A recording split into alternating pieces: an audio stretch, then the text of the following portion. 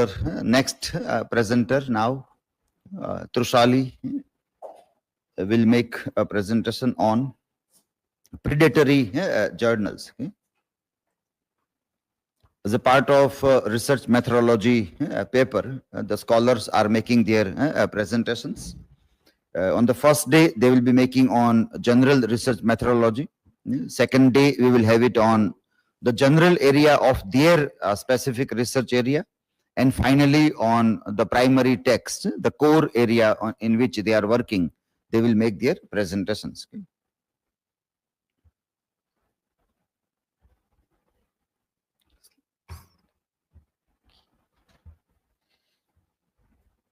Hello everyone, good morning to all. Today I am going to present my presentation for PhD coursework on the topic predatory publication, which has been a very crucial aspect in academic and publishing industry. Before I begin my presentation, there are some general basic questions that arises in our mind when we hear the word what like predatory publication. So there will be like, what is this predatory publication? How can we identify them? What are some common factors? What is this publish and perish culture within academia? What are some ethical concerns? And at the end, how can we overcome it? Let me first begin with what is it. So we'll start with an example or a sort of thing given by Mocking Times, a sort of meme like Dr. Biscuit, Miss Chocolate, Saucer Son doesn't exist. Neither does his supposed groundbreaking discovery that chocolate chips cookies induce limb growth. Yet when 27 journals were tested with this fabricated research and 23 accepted it. And this is what predatory publication is. A beginning of the article, predatory journals, no definition, no defense. It is said that there is this example or a study that where Jen, a breast cancer patient, has exhausted all standard treatments for this cancer. So the person turned to alternative medicines for answer of the cure of the disease. Practitioners shared an article on vitamin infusion therapy for the curing of the disease. And at the first point, it looked credible and promising at first glance. But as and when her son-in-law investigated the source, vitamin infusion therapy, they came to know that this article came from the predatory journal.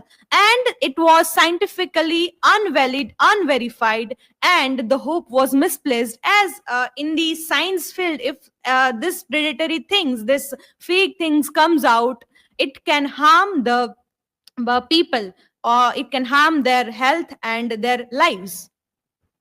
So predatory publication is a global threat. Or we can say that naive readers are the only victims because they are consuming that articles and they are grabbing the ideologies and some of the important critical aspects from that, whether it is true or not, whether it is empirically tested or not.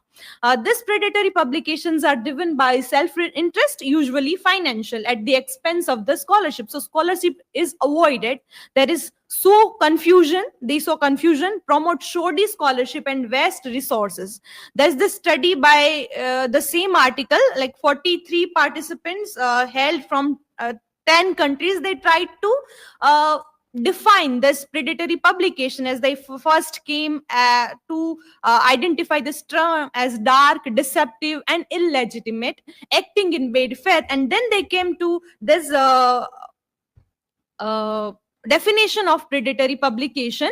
And this predatory publisher, the term was coined in 2010. They say that predatory journals and publishers are entities that prioritize self-interest at the expense of scholarship and are characterized by false and misleading information, derivation from best editorial and publication practices, a lack of transparency, and or the use of aggressive and indiscriminate solicitation practices. We'll try to break down this definition and try to see what all each and all part says. There is this other definition which is given by Richard Anderson in deceptive writing, who coins it as deceptive publication, which is a practice whereby common company creates a journal on false pretenses for the purposes of defrauding authors, helping authors deceive their colleagues, or both, funded by author side article processing charges. As this predatory publishers just are just concerned with their charges, fees, nothing else, not the qualities of the article that can concern to their journals. These publishers make money by promising rigorous review and editorial oversight, but in fact expecting all papers that are submitted and accompanied by an APC, thus providing a service to authors in need of publication wellness, interpreting the process by which articles are selected. So the oversight is on the selection of article. There is no such peer review, but the claim is made by those publishers. So how can we identify, as in when we try to break down all two definitions? First of all, it is driven by self-interest. So there is a prioritization of profit over scholarship. Second one is false and misleading claims like fake indexing, fabricated impact journals, all those promises. Sloppy presentation, like it is titled as international. There is poor grammar in the title, only irrelevant content. Then deviation from the best practices. So no retraction policy requesting copyright transfer for open access work, no clear Creative Commons license. Nothing is found, but still they are making the claims high. Unprofessional websites like spelling errors, irrelevant text, poor designs. We while visiting such a websites or journal sites, we may find there is this unnecessary ads and all the things are coming. Lack of transparency. There is no clear cut information about contact details, editorial boards, and hidden APC charges. So the scholar is told to pay the charges, but there is no clear cut ideology set on that. There is aggressive solicitation, like repeated flattering emails, urgent invitation, topics outside recipients' expertise. Like if you are giving them a topic, say for an example, the journal is about, say for an example, my area of study is about cartography, and the journal is accepting the research article based on any topic that is not concerned with cartography. So the sort of solicitation is there. Claims without proof, such as this peer reviews, impact journals, and all. Promises of fast peer review and publication. No, not a single what we can say a well established journal can publish the paper in a very quick manner. Such like the journals were accepting the paper within a month, they are publishing it within month or 15 days or 1.5 month. They are just what we say mislead the whole publishing things. Editors are not editors, they are just for the namesake. Copycat names and websites. There is newness and quantity. The emphasis is given on quantity. They overshadow or overlook quality over the quantity of the work. What do deceptive writer or publishers lie about? They lie about peer reviews, that your paper will be peer reviewed under such editors and all. But the thing is not done. Whatever you give, they'll not question you, they'll not counter question your argument, and just publish it. You just need to submit them with the APC charges. Editorial boards and editors. Indexing, there will be this false indexing thing. Journal impact factors. Affiliation to well established publishings or universities or what we say institutions, and they never give the physical location, as Anderson mentions in his article. Here are some of the memes that I have taken from comic predatory publication. Like, accept what if, instead of being discerning about what you publish, you just accept everything. After all, the more articles you accept, the more money you make in fees. Selective publication, no. Publish anything, whatever you get. But during the whole process of this predatory publication, who is harmed? Authors who are writing, colleagues, because a person who is publishing their paper in any of the journals, it will be a sort of harm on the side of their colleague, because they might be working hard on the area, but their paper will not get in that sense. So because this, as we'll see it in the terms of publish and perish culture as well, funding agencies who are funding for the research in a like very fruitful manner, but after all, they the fund which is given to the research will be wasted for that, because the work that are coming from this sort of practices will not be of that worth that can be used further or that can be studied further. There are certain categories as given by Anderson of deceptive journals. First one is pseudo scholarly journals, like they pretend to offer peer review, impact metrics. They may mix legitimate and poor content. Second one is false flag journals, like they hijack names, as you'll see in UGC's list of this false flag journals as well. They just collect FEC before author realize the fraud. They will, like, the authors will be frauded by them in this like this cyber crime sort of thing. Then masquerades. They use prestigious and like very sounding names, false affiliations, but they do not, like, in actually they are not belonging from that. Then there are these phony journals. They publish biased promotional content under the guise of objective scholarship. So there is this website also, think, check and submit. So there one can find the quality resources. You just think before what you like, where are you publishing, check the sources, all the things, what is the journal, and then submit. So to be aware of that article of that journal, and see whether you are publishing at a right place or not, where your scholarship will be valued or not. And now let us coming to publish and perish culture in academia, because as a part of academia, a student or a teacher or a professor need to publish their articles for their certain benefits. And this is how this publish and perish culture began, which focuses on quantity or quality in academic evaluation. You just need to publish 5 or 6 papers for a time being. You will publish it anywhere. You will get the perk out of that. And this is all happens. There is lack of awareness, difficulty in distinguishing legitimate from predatory outlets, as in when we might be not knowing whether this journal we are publishing at is of a quality or predatory or not. Adaptive tactics. Predatory journals quickly adjust to bypass regulations. They'll not ask for anything.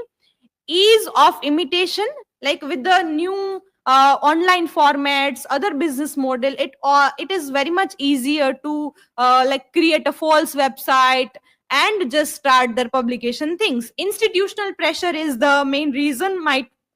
We can say publication count often tied to graduation, promotion and funding, and that is why the sort of thing is happening. Commercialization of academic publication due to publish and perish culture. Academic publishing is not just about text. It is about power, position and practices. As a symptom of structural, it is a symptom of a structural issue, not just individual ignorance.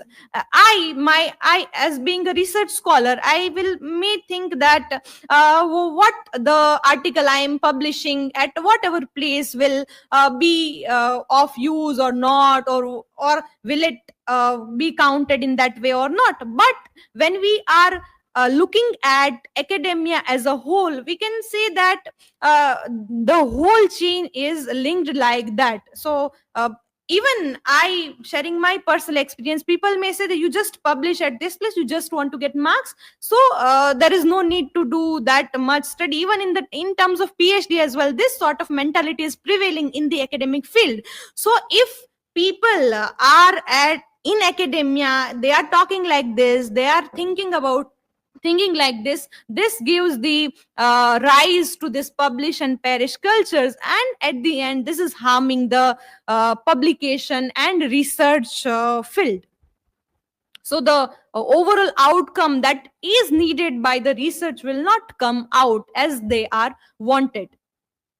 Here UGC has stopped this care list since 2024 October, and it is not updated further. It has given this list of cloned journals, because earlier UGC were giving this care list to journals, and then these cloned journals were appearing. Here are some of the list of it. You can see that there is this slight spelling things, spelling changes. Some journals have their websites, some journals don't have their website. Still in the cloned one, they are having their own websites, which can mislead the scholar. Here also this first journal is print only, but here it is coming in the website as well. So UGC has just identified these things. Why UGC has stopped, as UGC chairman M. Jagdesh Kumar says, that researchers and academicians has raised concern about over centralization in deciding journal quality, delays in updating the list, and the inclusion of predatory journals due to an inefficient vetting process. So UGC, due to the reasons, has stopped this care list since 2024 because of this cloning of the journal and this academic integrity. There is this over centralization and lack of transparency in journals, inclusion of low quality and predatory journals, cloning and misuse, exclusion of Indian language publication, shift towards decentralization and academic freedom, because based on expert recommendations, UGC has phased out the list since October 3rd, 2024, and now encourages institutes to develop their own evaluation mechanisms guided by suggestive parameter given by UGC itself, like ethical practices, peer review clarity, impact metrics, and AI use policies, as AI is growing field in these terms, and the researchers and scholars can take help of that AI to generate their whole papers. With predatory publication comes predatory conferences. So we like conferences are conferences. What is predatory in that sense? So what's it like to attend? Like there is poorly organized events with sessions full of delegates from unrelated fields, no visible organizers, a lack of clear purpose, revealing a disappointing experience for early career attendees. So the one who are attending for the first time in their early phases of life, they'll be like, all the things are going on. How to spot? Like warning sign includes keynote speeches and fields outside the speaker's expertise, urging vigilance among researchers, why they thrive and how to fight back to this predatory conferences. These exploitative meetings prey on early career researchers because they are not aware of such things, and this is when they are deceived by these sort of things. Raising awareness in institutions and funders, where they are publishing, how they are publishing, what sort of conferences they are attending, what is the credibility of that. Senior academics mentoring and flagging suspicious invites should be there. Promoting a good conference practice like peer review and clear programming. If we are like seeing and observing those things, then and only then we can also see whether the other things going on, sort of conference going on, is predatory or not. Engaging consumer protection agencies to treat this as deceptive services. We need to identify that. Improving legitimate conference offering to reduce demand for anything available. So many a times we go for anything available for us, and we just trapped in this predatory conferences, predatory publications and publishers. There is this case study by Mocking Time, Moko Chung Times. Researchers of Northeast India in their early career scholars are being exploited by this journals that prioritize profit over quality. They do not know, they just want to publish their paper, and they'll be the part of it without knowing. 80% of the journals accepted clearly fake papers, often within days and with minimal or no peer review, provided the author paid a fee. You will just pay the fees and your paper will be published. You just need to send the paper and the APC charges. They evaluated journals, this study, and the sample included 20 journals drawn from list recommended by 30 Indian universities plus 7 that solicited submissions via unsolicited emails, common in Indian academic circles. Among the 27 journals tested, 23 were classified as either total scam or predatory trash, as this sort of journals will never help any researcher, any scholar, any student, or any academician in their study. So it can be said as an industry of exploitation. This thing also happened during the time of COVID, as Mokang Time reported as well, and this has harmed the public as well about this vaccination and all. How can we combat this deceptive publishing? So we can raise awareness and build consciousness. Many are unaware of this problem, that there exists such predatory publishing, and even I also didn't know about these things when I came to the coursework and all. So we need to see the things. Yes, we were aware about the publication who are of low quality, but we hardly get a sense of this predatory publishers and deceptive publishers. Scale of the issue, like thousands of journals are yearly published, but they are just predatory trash. There are 3 main approaches: whitelisting approved journals as by DOAJ, COPE, Committee of Publication Ethics, OSPA, WEM standards, which is for World Association of Medical Editors. We can just see all the list by from where we can see the journals who are of quality.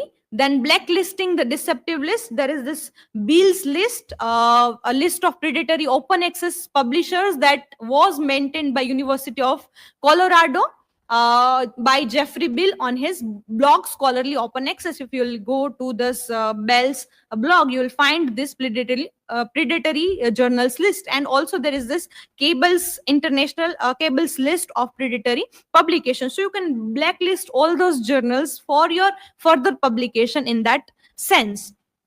Education, guides and awareness campaign. Think, check and submit. There is this website as well, and also we need to think about that. There is this yellow and green light also given by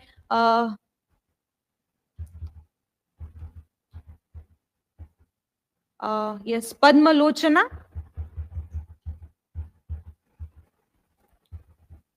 So this is how we can identify the predatory publishers and the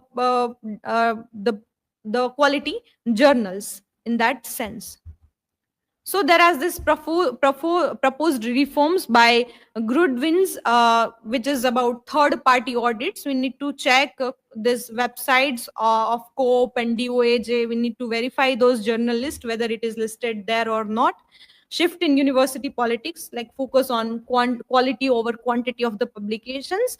Quality should be maintained. The way you write, the way you think, the way you empirically test and then write. government subsidies, reduce open access fees in legitimate journal. Even due to this open access journals, there are lot many websites which are providing this open access things, but they are predatory in that sense. So government need to reduce this open access fees for this qualitative journals. Mandatory training is required, include publication literacy in academic curriculum. And there should be a cultural shift, mentor researchers to view publishing as a responsibility, not just as a metric. We as a researcher, we as a scholars are responsible for whatever we are telling, whatever we are publishing. We are just holding accountability, not just a metric scale or the quantity. Here are the list of references. This is all about my presentation. Now I'm open for questions.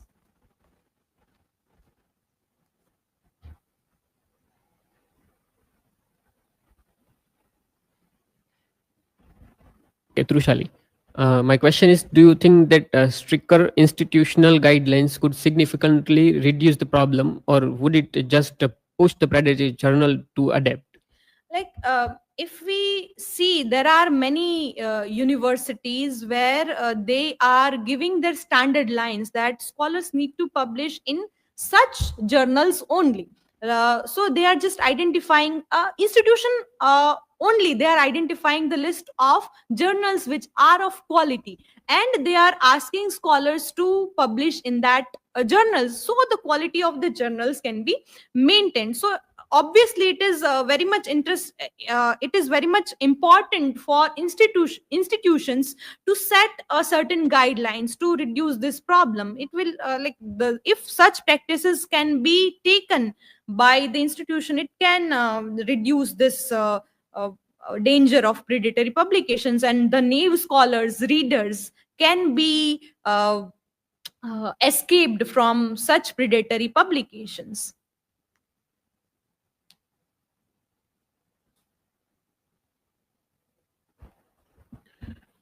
Trushali, my question is that given the rise of AI generated content, how do you foresee the predatory publishers adopting to this new technology, and what new challenges might it pose for researchers? As a researcher, this question is quite interesting and quite disheartening as well. We take help from artificial intelligence, and many journals of high quality have also accepted the content which are modified, or it can most of the many of the journals have adjust with that AI techniques. But the main problem is that they are telling to they are not telling that you need to generate from that. They are expecting and accepting those articles who are during the process of research writing taken the help from AI. But what is happening within academia is that researchers are many a times, as Padma Lochan also talks in his article, that researcher may try to write the whole article from, they'll just give a prompt, and now with the advanced chat GPT 5 4 versions and other versions of or other AI tools, they'll be having this benefit of writing a paper within a minute or two, and they'll submit it to the journals, and those predatory journals will get the articles, research papers in a major quantity. So the industry of predatory publication is or can be risen in that sense. So it is obviously a sort of threat in academia itself, publication itself.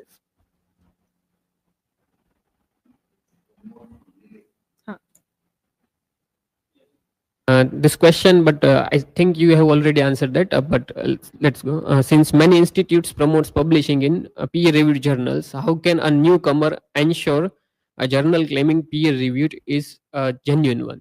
Yeah, as I have already mentioned in one of my slides, that there are this websites like Bill's List, where one can identify the predatory journals. They have given the list of journals which that are fake or predatory trash. Even UGC has also given the list of cloned journals, and if one has to or need to find the paper publisher or publication journal that is of quality, they can go to the websites like COPE, OSPA, or this UGC as well. Now UGC has stopped that, but one can go to that sites and see. Even this think check and submit website is also there, where one can see the aspect of even this journals the platforms like Web of Science Index, Scopus Index. They have also identified when and where this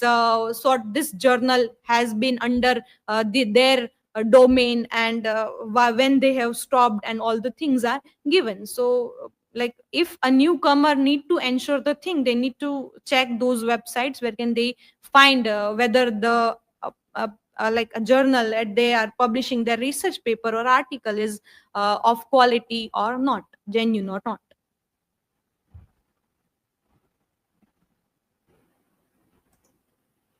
Okay, so I think you referred to some of these articles from Nature Yes. to make your presentation. Let me share a screen to just have a look at the front pages. They have also given very good pictures of things. This one is on what is it like to attend a predatory conference. A small write-up by Christine Rowe for Nature, but it specifically gives a case study that what you feel, what kind of things do happen in such journals. This was one. Then this we have seen. This also was how to spot a predatory conference. So researchers who have fallen prey to predatory conferences share the telltale signs of a DIRD event. So this also is very interesting to identify some of the examples that if this way things are happening, it can be known as a predatory journal. And 5 ways to tackle predatory conferences also. These are very small articles, but very useful articles for newcomers to read and to get an idea about whether the conferences are of good quality or not. Okay, fine. So